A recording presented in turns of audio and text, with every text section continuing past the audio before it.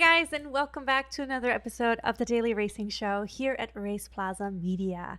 My name is Pia, My name is Milan.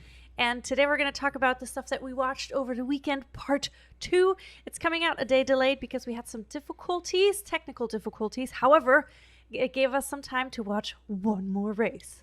But before we get into that, let's play the intro.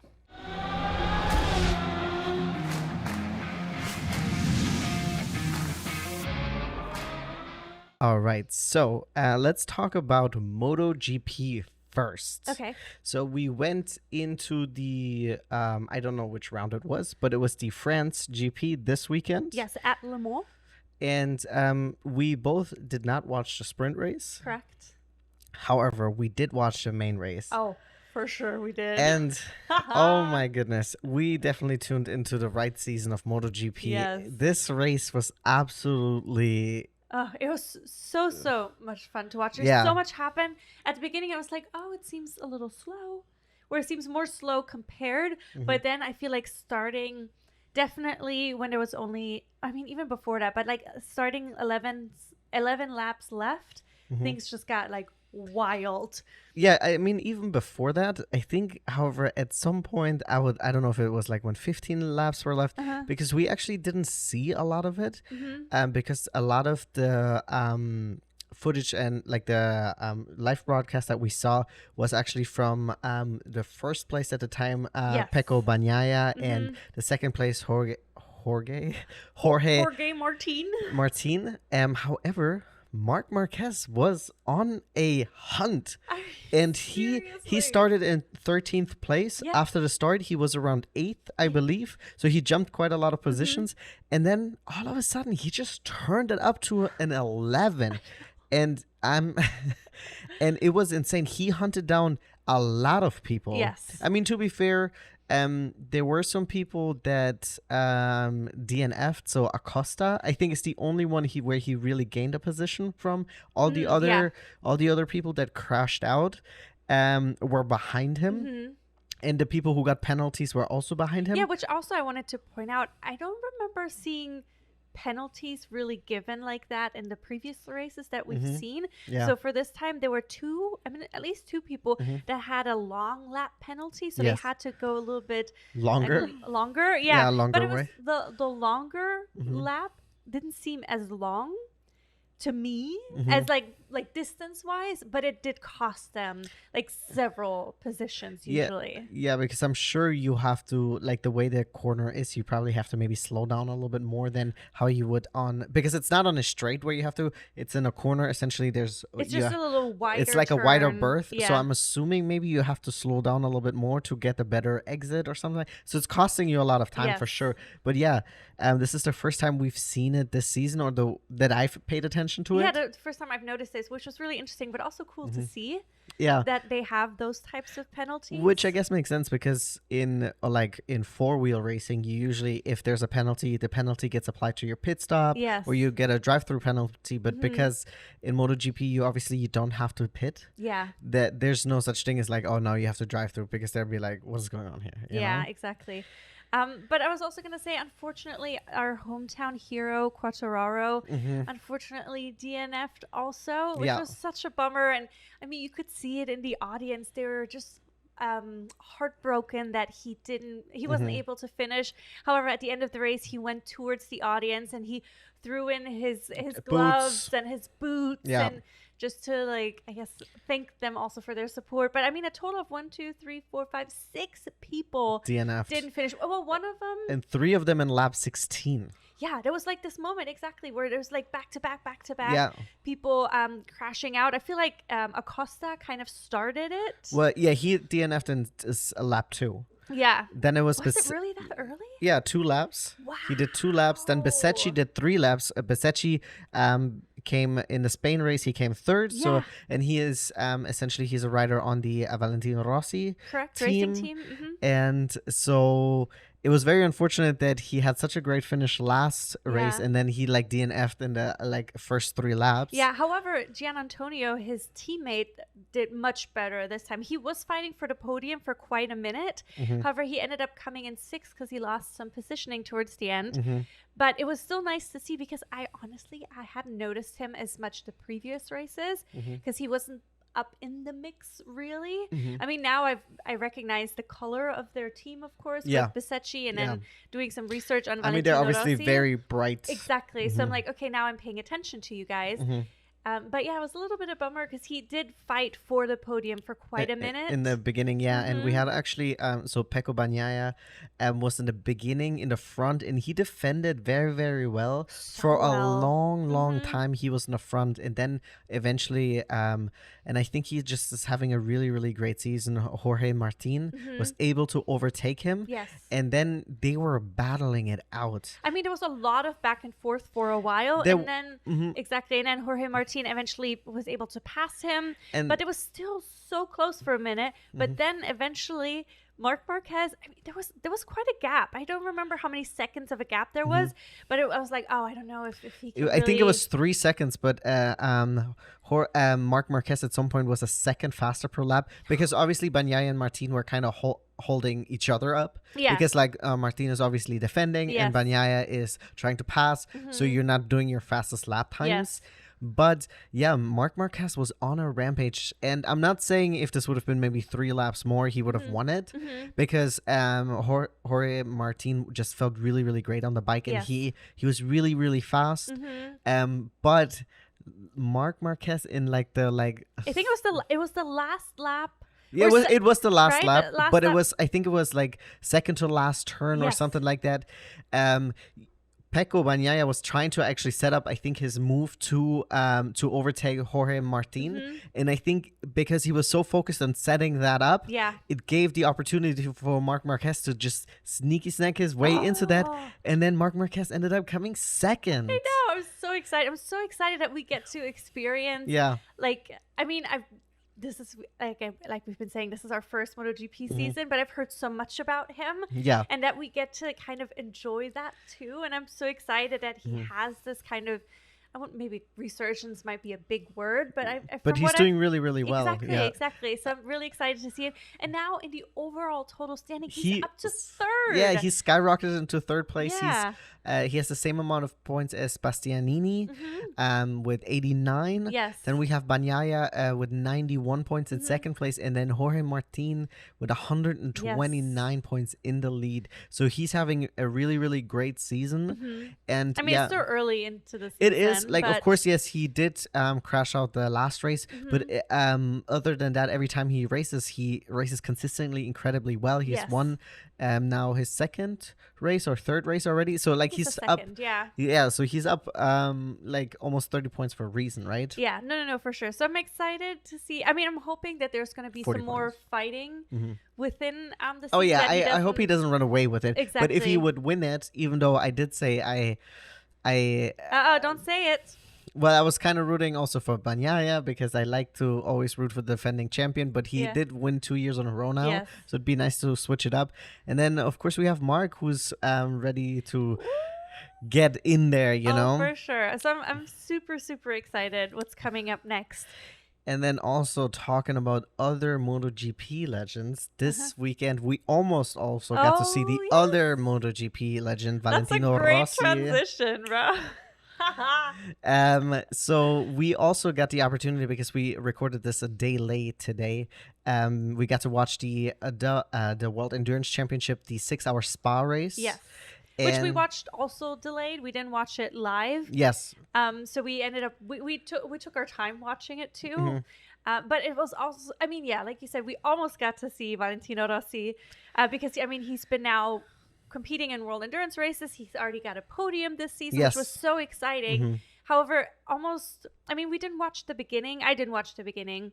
I started watching about 2 hours into it, and the first thing I saw was his team getting knocked out by another team. Yes, but they were just really a casualty. There was nothing that driver could have done. Like, and I think it was, so they were driving the GT3 BMW, and they were, I think, taken out by the Hypercar BMW, which is so frustrating. Obviously, it was a mistake. Yeah. An honest mistake, and it was not intentional. Yes. But that BMW was on a rampage. It took out like 2 cars, I think.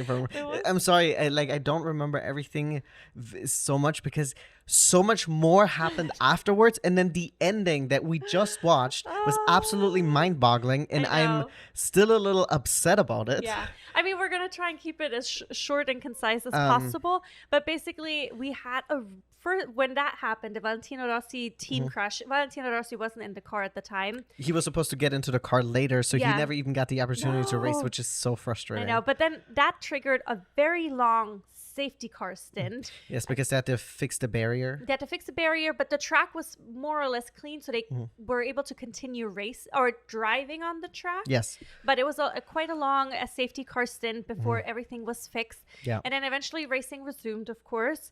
And then at some point we had another major crash. Yeah. We had a huge crash. And then this time the race was red flagged, and it was red flagged for over an hour. No, I think it was close to 2 hours because over an hour. Yeah, you're right. But I think the crash happened with about like an hour 55 left or something like that, and then the whole clock just like went down, and then like obviously at a red flag it just pauses it. Yeah. But yeah, it took a long time because there was essentially the Cadillac hypercar was trying to make a pass on in a gap that was not a big enough gap for the hypercar that he was driving, so essentially there was a GT3 car that and the Cadillac was chasing down another hypercar. And of course, the other hypercar got in front of the BMW, but what if the BMW, the Cadillac? No, it was actually another BMW that was taken out. It was just a different team. Oh, yes, yeah. Essentially, the BMW that was being passed. The GT3. The GT3 BMW was on the right side. Then you had the hypercar in the front, and then you had the what team was it again? Cadillac. The Cadillac behind, and he was trying to, I guess he had a lot of draft, and he was trying to sneak in between the BMW, and I think it was the Proton or something like that. It was one of the Porsches. Yes, one of the Porsche and it was trying to sneak in between that, and he essentially hit the Proton or the Porsche in the front, and then that ended up spinning him out and crashing right into the BMW. The Cadillac actually caught air, and then did like a 180, and then the BMW went straight ahead into the wall. Into what? No, it's not the wall. It's the light blanket. Yeah. I don't know. And I will say it's an absolutely terrible accident, and there was so much debris on the track, but both drivers we're okay, and that's almost beautiful. I know. I thought also when I saw the Cadillac, especially because yes, of course, one, he got air, and then secondly, like everything came to a stop, the Cadillac looked like naked. Yes, yeah, it looked naked because like so many pieces came off of it, which is nice because I mean I think that's the engineering behind it, because everything is supposed to, like, just like a Formula One car, it's supposed to repel off of it to protect the impact, or to not have as much impact on the driver. So, but that, like we said, it triggered like such a long red flag. I mean, the drivers got out of the car because I mean it was just there were people at some point, I think it was race engineers, they were just like laying on the track. You know, they were just like hanging out because it was such a long, I think it was almost 2 hour long. But however, it came at such an unfortunate time because it came right before like the next pit stop cycle was coming in. So as soon as they started driving again, it was of course a safety car at first for a couple of laps. But then several cars had to go into the pit to refuel. But during a safety car, during World Endurance races, you're only allowed to put 5 seconds of gas into it. So it's like a little bit, but you're losing time. So there's not that much advantage to stopping. And you're losing position. So you only really do it if you have to. Yes. Because you're going to try to make it till the end of the stint. But the stint was still quite long. And so you just get essentially enough to top it off so you don't run out of gas. Yes. And it's just so terrible. But it was an insanely exciting race because up until the last lap we had literally overtaking happening, and unfortunately also in the most upsetting way that this is like I think Leclerc Monaco 2022 was the last time. I think it was 2022 or 2023 was the last time 2022 I think I've seen someone fumble the bag so hard. Well, first of all, I'm wearing the Iron Dames shirt in honor of the Iron Names because they got pole. They were leading 40 seconds before the first big safety car. And of course, they lost all of that because of the safety car. Then they were still leading after the red flag. There was some back and forth with the McLaren, who ended up winning. Spoiler. And but then they went into the pits, and then there was issues. No, the McLaren didn't win. No. The Porsche won. Yes, you're absolutely right. Yeah, I apologize. So it was a Porsche 1-2. Yeah. So then eventually the Iron Dames went into the pits. There was issues with the pits because what's it called? Yeah, the car jack. Yeah. Okay, perfect. The car jacks were released too soon, and then one of the tires wasn't on, so they had to put the jacks up again, and then they had to redo the tire. Then she was driving for a couple laps, and then she got hit by Kobayashi in a hypercar. He ended up getting a 5-second penalty for that, which ended up, I think, costing them a position. Well, yeah, but it hurts them, but it doesn't help the Iron Dames, or it doesn't make up for. Yeah, no. That. But like, I mean, you get a penalty because it was a terrible time to try to overtake. Oh, of course. But then on top of that, their engineering team fumbled, and not just the Iron Dames. The Iron Lynx more than the Iron Dames. But the Iron Dames essentially had to only pit one more time, and then they were able to just take it all the way to the end. They were supposed to, yeah. Yeah, and then it would have probably pushed them back into P1. Yeah. And then they didn't top off enough fuel. So I would say, like, with 5 minutes left on the clock, and the Iron Dames, she had fought her way from P5 again up to P4, and then she was right up at the Porsche, who was in third place. And she had made up seconds within a couple minutes. It was absolutely impressive. Yeah, absolutely. Like, yes, she had barely any fuel weight in yeah, her, of course, but still, but then she had to go back into the pit to top it off to be able to make it to the end. But then the Iron Lynx, this is absolutely, so the Iron Lynx were leading the race probably, I would say, the last 20 to 30 minutes maybe, and they had a good amount of gap to the back, and then the driver asked his racing engineer, hey, can I push? And I think it was like maybe 8 minutes left. Yeah. Or 10 minutes left. Let's say 10 minutes. And they had more fuel than the Iron Dames. And the Iron Dames went in. And then he was like, hey, can I do I have to save fuel or can I push? And the driver and the racing engineer was like, no, you're fine. Go push. Then the driver pushes for like 2 laps. They're almost out of fuel, and then the racing engineer is like already lets him know, it's like, yeah, you're gonna have to come in for a splash of fuel, which ended up costing them the lap before the ending. They had to fuel again, and that cost them the win. It's so fucking stupid. It's so annoying. And then you had the 2 Porsches who were in 2 and 3. Yeah. It's the same racing. It's not the same racing team, but they're have same, but a same company. Yeah. And so the second place, who ended up moving into first, had like I think 5% of fuel left, and then the second place had like 15 and pushed because they're technically not the same team, and then overtaking in the last lap and getting the W in there. Yeah. And it was absolutely, I mean, as an Iron Dames fan, it's absolutely frustrating also for the Iron Lynx. Like, what the fuck? The driver even asked. Yeah. It's like, hey, can I push? And there was time. There was enough. So he could have gone into fuel safety mode. He could have lifted more, shifted earlier. You know, he didn't have to like drive it all the way to the max. And I think he would have been fine. Yeah. And I have never seen. It's been a long time since I've seen someone fumble the back that hard, and it makes me a little wary for Le Mans. Oof. Even though the Iron Dames did quite well last year. Yes and no. Like, it gets me nervous, but I'm also so much looking forward to it. Now, just watching the 6-hour race. Maybe I watched 4 hours of it. But, I mean, there's so much that happens. It's bonkers to me that, like, a long race, it's equivalent to still so much happening. Yes, there's a lot of cars on the track. Yes, there's 2 different classes on the track, so that makes it more interesting because there's constantly passes and things happening. There was luckily not a lot of crashes. The 2 big ones. The 2-hour crash. No. But I mean, a lot more could happen within 6 hours, and then there was not too many DNFs. Luckily, I think there was like a handful, maybe. I think it was 4 or 5 in the hypercar. I don't remember how many it was. I think at least two in the GT3. But it didn't seem like outrageous. There was a lot of racing happening. considering. Yeah. And then what I do want to say, a big shout out to the Hertz team Joda for getting the W in there. This is their first win. And now they're also battling for the World Endurance Championship. Yes. They're fighting against another Porsche team, which is Team Proton, which is the German team.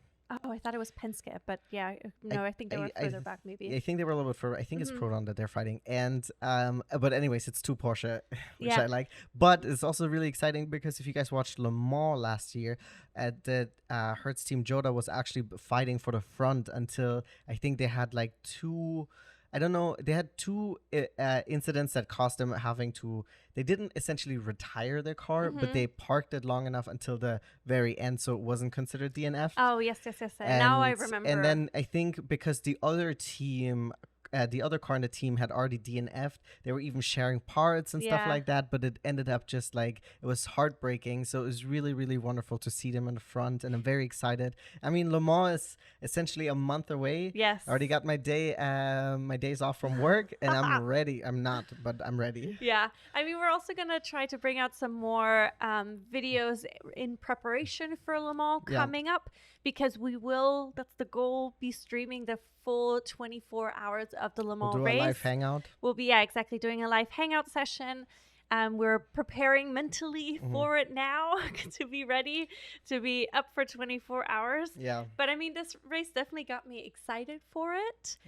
I'm also like, I'm enjoying getting more familiar with with a bunch of those teams and drivers as well, which I also thought was bonkers, was that a lot of, or several of the drivers who competed at the 6-hour race in Spa just like back there, they had to get onto a plane the same night to fly to Berlin to compete in Formula E. So there's no time off for those guys. That is pretty insane. But of course, that is because of the long delay. Yes. Otherwise, it would have not been. It would have been still. I mean, they would have still close, had to do it, but I mean, it would have been a little bit more breathing room. Yes.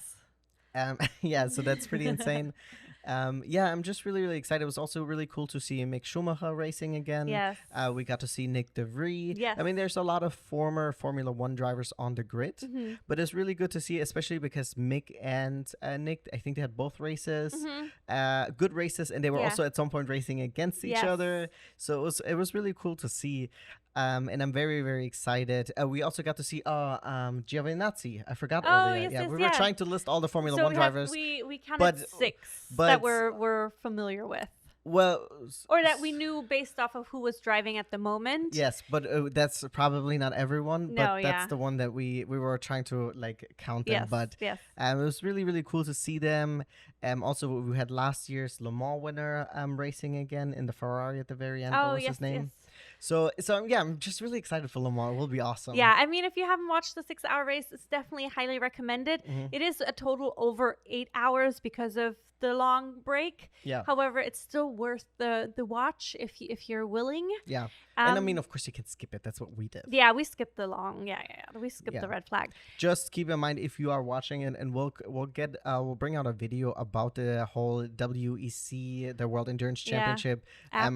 The app and stuff like that. But if you're watching it on there, it does not remember where you left off if you stop. So remember it, take a screenshot, write it down or something like that, because I had many times I had to find where the hell I was at, because maybe I switched from my phone to the browser. Yeah. Yeah. Oh, that's annoying. But anyways, we're getting off the point again. Yeah. But this is everything that we watched over this weekend. We also brought out a video about the Supercross finale. Big finale, East Coast West Coast showdown. We also live streamed it. But yeah, it was a great racing weekend overall. I'd say I'm very much looking forward to many more exciting racing weekends.